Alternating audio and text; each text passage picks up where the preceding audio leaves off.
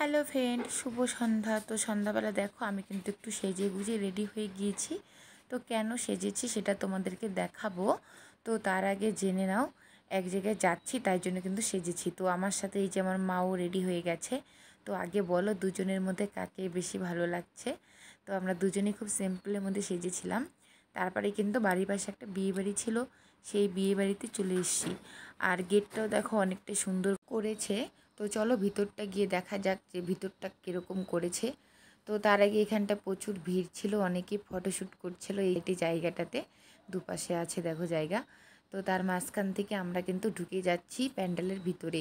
তো এই যে দেখো এখনও পর্যন্ত কত বৌদিগুলো শ্যুট করছে ফটো। তো চলো দেখা যাক ভিতরটা কেমন।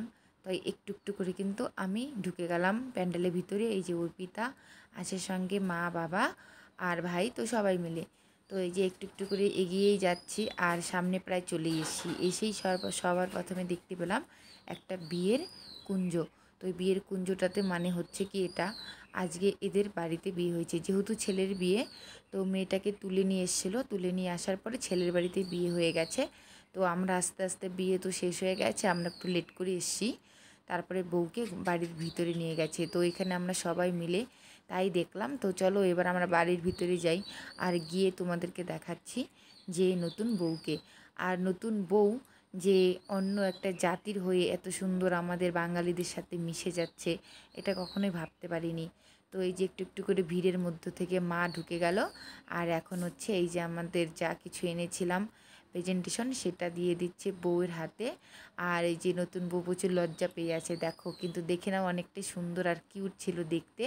প্রচুর ভিড় ছিল। আর এই যে বিয়ে বলতেই তো ফটো তোলার ব্যাপার থাকে, তো এত ভিড়ের মধ্যে কিছুই সম্ভব হয় না।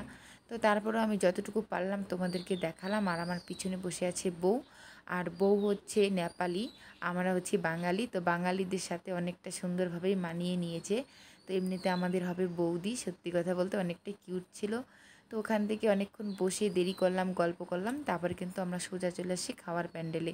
আর এসেও দেখো আমার মার গল্প থামছেই না, একটা কাকিমার সঙ্গে গল্প করে যাচ্ছে। এখানে যে অর্পিতা, আমরা সবাই দাঁড়িয়ে আছি।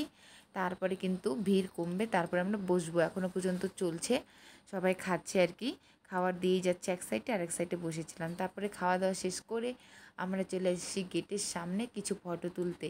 আর এই যে ভাই অর্পিতাকে ফটো তুলে দিচ্ছিলো, আমাকে দেখে লজ্জা পেয়ে গেছিলো। তারপরে আমি বললাম যে না না, লজ্জা পেতে হবে না, তোল। তারপরে যে দেখো ফটো তুলে দিচ্ছে। তো তারপরে আমরা ফটো তুলে এই সাইডে চলে আসছি বক্সের এখানটা। আর এসেই আমার ভাইকে দেখো ওর বন্ধুগুলো টেনে নিয়ে গেল নাচাতে। তো ওরা প্রচুর মজা করলো, আমরা নাচিনি আজকে। তো একটুখানি নাচ দেখে চলে আসছি। আমার ভিডিওটা এতটুকুই, সবাই ভালো থেকো, সুস্থ থেকো, বাই।